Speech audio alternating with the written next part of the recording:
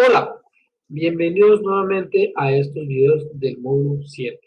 Continuamos con la unidad número 1 todavía y en esta ocasión vamos a ver lo que es el texto ensayístico. Las características de un texto ensayístico, dice aquí que el ensayo es uno de los textos textuales más modernos y cultivados. Consiste en la exposición ágil y precisa de las ideas de su creador sobre un tema. Es por lo general una obra breve, escrita con un lenguaje expositivo argumentativo y presenta la defensa de un punto de vista propio, pero no aspira a la verdad absoluta, pues su objetivo es inquietar o hacer pensar. Es importante aclarar que el tema del ensayo no es solamente literario. Mediante él se abordan temas de política, religión, historia, filosofía, etc. Sin embargo, el ensayo no lo define el asunto, sino la actitud del autor para convencer al lector. ¿Qué quiere decir esto? Que si bien el tema puede ser relevante o importante, no lo es todo, también tiene que ver la actitud del autor, porque lo que vamos a buscar con los ensayos es captar la opinión del público hacia mi punto de vista. ¿Qué quiere decir esto? Que voy a tratar de convencer a todos los que van a leer de que piensen más o menos por mi misma línea de pensamiento. Entonces, ya yo puedo hablar de cualquier tema, así tenga que hablarles sobre la estructura literaria de la creación de la cucaracha, y lo que voy a hacer interesante es si yo puedo hacer uso de todo mi acervo literario y dialéctico, bueno, más que era literario, porque no me van a escuchar, sino me van a leer, para convencerlos de que es interesante el tema que estoy haciendo. De ahí que vamos a toparnos a veces con ciertos ensayos que no tienen en sí mucho sentido, pero si lo leemos de primera mano, pero cuando ya empezamos a leerlo, le empezamos a agarrar sentido al asunto. Uno de ellos, y se los voy a recomendar, se llama Elogio a la locura de Erasmo de Rotterdam. Es un tipo que vivió por ahí en 1511 más o menos, y era amigo de Tomás Moro. Tomás Moro fue parte de la corte de Enrique VIII, y él le tocó todo el movimiento cuando Enrique se separó de su mujer para casarse con Ana Bolena, todo eso. Bueno, Elogio a la locura es, el hombre hace un ensayo sobre la locura, ¿no? Y distingue incluso entre locura buena y locura mala. Léanlo, no lo voy a platicar más. Pero ese es un claro ejemplo de cómo, hablando de algo tan banal como es la locura, nos logra atrapar porque realmente está muy bueno este ensayo. Pero bueno, sigamos con la clase. El ensayo y su estructura. El ensayo se distingue por ser un escrito en prosa. ¿Qué quiere decir esto? Que no está en verso, no rima. Es escrito así como va. Que expone de manera objetiva y concisa una interpretación personal sobre algún hecho polémico o cualquier tema artístico, político, social, cultural y filosófico, histórico o de lo que sea. El ensayo tiene un tipo de texto muy versátil, pues hemos hablado ya de su capacidad de adaptarse a todo tipo de plumas y a una amplia gama de temas. O sea, podemos escribir ensayos de lo que sea. Así de un ensayo de cómo me levanto cada mañana y me pongo un zapato, que veo luego el otro. Si lo hago de manera interesante, la gente va a leer ese ensayo. A estas características se suma la diversidad de enfoques que puede abarcar. O sea, no necesito ser un doctor en la materia para escribir un ensayo. Si tengo facilidad para escribir, o sea, si yo tengo una opinión, la puedo plasmar. Así de sencillo. Y el ensayo es un escrito que requiere de una estricta ordenación lógica en su estructura. Eso sí, todo ensayo se compone de tres partes. Primero la introducción, el desarrollo y por último la conclusión. Sencillo, ¿verdad? La introducción, dice, coincide con el comienzo del ensayo. Es una parte en que el autor presenta de manera clara el tema a desarrollar y su punto de vista sobre el mismo. El ensayista expresa su postura o manera de percibir el tema a través del planteamiento de una hipótesis o supuesto sobre el tema que va a desarrollar. En el desarrollo, que es la mitad del ensayo, el autor expresa y analiza los argumentos que refuerzan su hipótesis. Es la parte más importante del ensayo, pues de esta depende que pueda persuadir al lector. Por lo mismo, el autor expone de manera lógica, ordenada y puntual todo aquello que quiere probar. Y por último, en las conclusiones, a esta parte corresponde la exposición del autor de las observaciones. Estas reúnen lo tratado en el texto y proponen conclusiones o soluciones nuevas. Además, el autor cierra las ideas desarrolladas y plantea la necesidad de reflexionar sobre el tema. Entonces, mientras que en la introducción ustedes al momento de escribir un ensayo me van a plantar el tema y las hipótesis que ustedes tienen, o sea, sus puntos de vista, como vas enseñándomelo, en el desarrollo, ustedes ya van a desarrollar en sí todo su punto de vista. Aquí ustedes van a buscar convencerme y atraerme hacia el punto de vista muy particular de ustedes sobre un tema determinado. Es importante que lo hagan de manera lógica y estructurada. No me pongan un galimatías de palabras que suenan rimbombantes solamente por sonar muy interesantes. Aquí vamos a hacer uso de todo nuestro acervo eh, literario o acervo lingüístico para convencer. Y en las conclusiones, ya a manera de finalizar todo, van a ponerme las observaciones sobre el tema, van a cerrar las hipótesis y van a decir, dice que es, plantear la necesidad de reflexionar sobre el tema, o sea, van a dejar como entrado, es decir, bueno, ya te expuse mis opiniones, estas son las observaciones que hice, ahora tú empiezas a desarrollar a partir de lo que acabas de leer tu opinión sobre el tema. Si soy un buen ensayista, pues voy a lograrlos jalar por lo menos a una facción de mi pensamiento. El ensayo se expresa a través de un lenguaje directo. El autor hace uso de la palabra exacta y la frase precisa. Se prefiere el enunciado concreto y objetivo, sin ambigüedades. Es frecuente que en este tipo de textos se empleen conectores, es decir, palabras de unión que sirvan para darle cohesión y coherencia al escrito. ¿Qué quiere decir lo que acabo de leer? Pues básicamente es que aquí no vamos a andar no vamos a andar por las ramas, no vamos a hacer un lenguaje directo. Te voy a exponer de una manera precisa y concisa lo que yo estoy pensando, lo que yo opino sobre un tema. Esto no quiere, y no quiere decir que voy a usar un lenguaje pobre a la hora de escribirlo. O sea, no voy a acabar con que, pues sí, es bueno, pero ya. No, o sea, voy a meterle palabras buenas, pero sin andarle por las ramas. Voy a ir directamente a lo que estoy queriendo buscar. Nuevamente, no quiere decir que voy a usar un pobre lenguaje para exponer las ideas. No confundir eso. El ensayo es una especie de conversación entre el autor y el lector, donde el autor dispone de muchos elementos y libertad creativa para convencer. Lo anterior implica que el autor asume responsabilidades sobre las ideas expresadas y tiene la obligación, si quiere realizar una composición fidedigna, de respaldar sus supuestos con hechos concretos y opiniones críticas. Y aquí, claro, a estas alturas de este programa de Nuples, ustedes ya tuvieron que haber escrito por lo menos un ensayo. Y si recuerdan, pues, si llevaron clases conmigo, yo les decía que tienen que hacer uso también de fuentes fidedignas. O sea, si no todo lo van a sacar de su cabeza, se van a tener que basar en algún escrito o en algo ya redactado, porque obviamente ustedes no conocen todos los temas. Para escribir sobre un ensayo, si bien les decía que no tienen que ser locos, por lo menos tienen que estar informados a la hora de presentar su punto de vista sobre algo. Tienen que conocer un poquito del tema para poder hablar de él. Si no, pues estamos quedándonos en puros supuestos. ¿Qué quiere decir esto? Que si bien el lector o el autor del ensayo me va a buscar convencer, tiene que tener que asumir la responsabilidad sobre las ideas expresadas. Todo lo que se pone en el ensayo es parte del autor. Nada de que lo dijo fulanito de tal. No. Si yo lo estoy poniendo ahí, es porque yo lo estoy respaldando. Y si lo voy a respaldar, eso quiere decir que por lo menos tengo noción de lo que estoy haciendo. Y entonces me estoy basando en fuentes fidedignas, no en lo que escribió fulanito de tal, en una tal en perenganita revista de humor. Tiene que ser sobre algo que sí se pueda responder. Bueno, hasta ahí el ensayo. Ahora vamos a ver lo que son las corrientes literarias. Se entiende por corriente literaria a los conjuntos de obras literarias que son creadas durante un periodo determinado y comparten una serie de características en común, como el estilo, la temática, la estética y la ideología.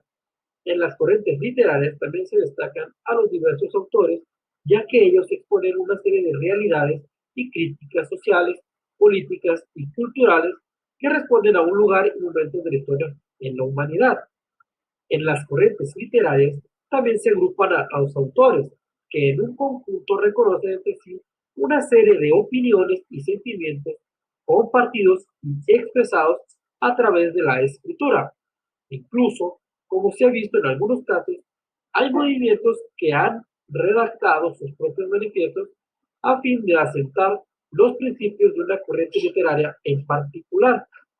Ahora vamos a ver las corrientes a través del tiempo. Primeramente está lo que es la literatura griega o la época clásica. La literatura griega abarca, como aquí lo pongo, desde el siglo IV antes de Cristo hasta el siglo IV después de Cristo. Bastante largo el periodo este. En este periodo se produjeron las obras literarias más importantes de la cultura occidental, que relatan historias religiosas de dioses, semidioses y hazañas fantásticas. Entre ellas podemos mencionar la Ilíada y la Odisea de Homero, la Eneida de Virgilio, a Sófocles con Edipo Rey y muchos otros libros que les recomiendo ampliamente que los revisen. Y luego tenemos la Edad Media. Edad Media. Comprende desde el siglo V después de Cristo, y ahora vamos a hablar puras fechas después de Cristo, ¿verdad? Hasta el siglo IX después de Cristo, cuyas obras literarias relatan las hazañas de caballeros y los diversos enfrentamientos, guerras tras la conquista y pérdida de territorios, especialmente durante las cruzadas. Refleja una época de oscurantismo y entre los autores más destacados está Dante Alighieri con la Divina Comedia, y había otro que ahorita no recuerdo bien, creo que era el de Camerón de Boccaccio. Y luego está el Renacimiento. El Renacimiento se produjo durante el siglo XV y finales del siglo XVI. Es lo que abarca este periodo. Y se caracteriza por colocar un tema central al hombre, así como por representar, idealizar y plasmar la realidad. Entre los autores más destacados se puede mencionar a Garcilaso de la Vega, Niccolo Maquiavelo y William Shakespeare. Y pues también aquí entra por razones eh, meramente de historia a Cervantes, que curiosamente Cervantes y Shakespeare nacieron el mismo día y murieron después de que nació el invierno. Y luego tenemos el barroco. Esta corriente literaria se desarrolla en el siglo XVII y durante una época de crisis generalizada que se reflejó en las representaciones artísticas, se caracteriza porque las obras literarias contienen un lenguaje embrollado, los temas centrales son la muerte, religión o metafísica, y presentan paradojas y contrastes. Entre los autores que sobresalen de este están Francisco de Quevedo, Juan Inés de la Cruz, Luis de Gongorra, entre otros. Y algo también que hay que mencionar sobre esta época es que durante este momento, el barroco, los escritos carecían sí de contenido, pero estaban pletóricos en belleza. O sea, estaban muy bien escritos, pero eran temas que a la mejor se cuidaba más lo bello de lo escrito que el contenido en sí de la obra. Es algo complicado esto, como dato curioso. Y luego tenemos el neoclasicismo. Esta corriente abarca del siglo XVIII, denominado el siglo de las luces, y fue una época en la cual se rescató el gusto por las costumbres estéticas, espirituales e intelectuales y artísticas antiguas, así como lo hicieron los griegos. Durante el neoclasicismo prevaleció la simetría y cuidadosa elaboración literaria. Los autores representantes de esta corriente fueron Voltaire, Rousseau, Molière, Montesquieu, entre otros. Y luego tenemos el romanticismo. El romanticismo fue una corriente que surgió en Alemania entre el siglo XVIII y el siglo XIX. Se caracterizó por el predominio del sentimiento sobre la razón, la originalidad y la fantasía, la admiración por la naturaleza, así como por la exaltación del yo. Entre sus principales exponentes está Víctor Hugo y Edgar Allan Poe. Eh, bueno, a usted les voy a hacer una observación. Y luego tenemos el realismo. que fue una corriente literaria que surgió en la segunda mitad del siglo XIX en Francia.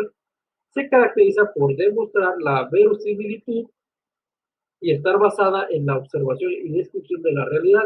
Por tanto, reaccionó ante el romanticismo y entre los autores más destacados se puede mencionar a León Tolstoy, Gustave Flaubert, Fyodor Dostoyevsky, Charles Dickens, entre otros. Y luego tenemos el modernismo, que surge en América a finales del siglo XIX hasta principios del siglo XX y no imita ninguna corriente anterior. Se caracterizó por exponer gran cantidad de símbolos e imágenes, emplear un lenguaje poco elegante, rechazar la cotidianidad y la búsqueda de la perfección. Entre los autores de esta corriente se puede mencionar a Rubén Darío, Amado Nervo, José Martí, eh, no me acuerdo de cómo se llama, Fitzgerald, el que escribió el Guardián entre Centeno, está incluido entre él. Y luego está el vanguardismo. La corriente literaria vanguardista surgió entre los procesos de la Primera Guerra Mundial y la Segunda. Esto fue en el siglo XX y sucede en Europa. Y tiempo después en América. Esta corriente se caracteriza por contener imágenes de mucho sentimiento y originalidad. La obra literaria y artística de esta corriente son el resultado de un momento histórico crítico que despertó la búsqueda por el espíritu de libertad. Así como rechazó las fórmulas retóricas anteriores, el vanguardismo explora y expone lo irracional, y entre sus actores se puede mencionar a Gabriel García Márquez, César Vallejo, André Breton, Franz Kafka, entre otros. Y por último, tenemos la literatura contemporánea. Esta corriente comprende de la segunda mitad del siglo XX, o sea, 1950 para acá, y hasta la actualidad no hemos pasado de otra corriente. Esta literatura se caracteriza por exponer un estilo narrativo ágil, por expresar emociones, plantear interrogantes, mezclar lo real con lo mágico, y entre los autores destacables está Jean-Paul Sartre, Jorge Luis Borges, Mario Vargas Llosa, entre muchos otros. Bueno, estos son a lo largo de la historia las diferentes corrientes que han ido componiendo a la literatura. A lo que les quería mencionar era que si bien el, la literatura griega clásica duraba casi 1000 años, ¿se acuerdan? De un siglo cuarto antes de Cristo hasta un siglo cuarto después de Cristo, o sea, bastante larga estuvo esa influencia. La Edad Media comprende alrededor de unos 1000 años, son 9 siglos a 900 años. El Renacimiento abarca ya 100 años solamente. El Barroco, 100 años también, muy demarcadito. Bueno, el Renacimiento fue casi 200 años. El Barroco 100. El Neoclasicismo ya empieza a marcar solamente 100 años, o sea, un siglo muy marcadito. El Romanticismo, donde a duras penas abarca unos 150 años más o menos, o 100 años. El realismo, bueno, a partir del realismo hasta la última, el clasicismo, romanticismo, a partir del realismo hasta estas últimas cuatro corrientes literarias, duran muy poquito, duran 50 años, 70 años. O sea, vemos cómo va progresando. Si acaso el vanguardismo que surge entre la Primera y Segunda Guerra Mundial responde básicamente a la necesidad del hombre por buscar algo bello, tras ver los horrores que fueron las dos primeras y esperemos únicas guerras mundiales, ese vanguardismo surgió más que nada a la necesidad del hombre de buscar paz, paz después de tanta guerra, después de 20 años de guerra casi, si contamos las dos guerras. Entonces, todos los demás vemos que va respondiendo al paso de la humanidad. La humanidad va evolucionando de 50 años para acá a una velocidad vertiginosa. Entonces, por eso la literatura tiene que ir cambiando a la par de la evolución de la humanidad, de la cosa social de la humanidad. Pero también recalcar que no porque esté avanzando tiene que ser bello y bueno. O sea, si ustedes quieren acercarse a la lectura, pues cualquier libro les va a ayudar. Aquel libro que les llame la atención, que ustedes quieran leer, qué bien, les va a enganchar en la lectura. Es un, es un hábito muy hermoso la lectura y esperemos que se siga conservando. Pero no se vale quedarse en una sola corriente o enganchado en este tipo de escritores, eh, no quiero usar la palabra en inglés hawker, que es una connotación negativa, pero como ganchos. O sea, son autores que te atrapan, te jalan al mundo de la lectura, de la literatura. Pero luego tú tienes que seguir evolucionando y tienes que cambiar esos autores. Autores como Carlos Cuauhtémoc Sánchez, como Paulo Coelho, como me olvidé el nombre del otro güey. Pero, o sea, todas estas personas que pueden, que te jalan, o sea, te atrapan porque son temas fáciles de digerir, pero después de ahí tienes que pasar forzosamente a autores más elaborados, a autores con más contenido. Está bien si te gustan esos libros, pero luego tienes que evolucionar. Y esa es mi recomendación para ustedes. Pero bueno, vamos a seguir. La actividad relacionada con este video es la siguiente. Aquí van a tener que leer un pequeño ensayo que se llama La adopción de animales. Es cortito, una hoja y media, yo creo. Y van a tener que, igual que en las anteriores eh, actividades, tendrán que responder preguntas relacionadas con el texto. Nuevamente les digo, este módulo es mucha lectura. Entonces, léanlo, no es tan difícil. Una hoja y media cuando mucho de lectura, menos una página y media, y responder las preguntas. Las recomendaciones pues son las mismas. Tómense su tiempo, no dejen de responder nada, y no me queda más que desearles mucha suerte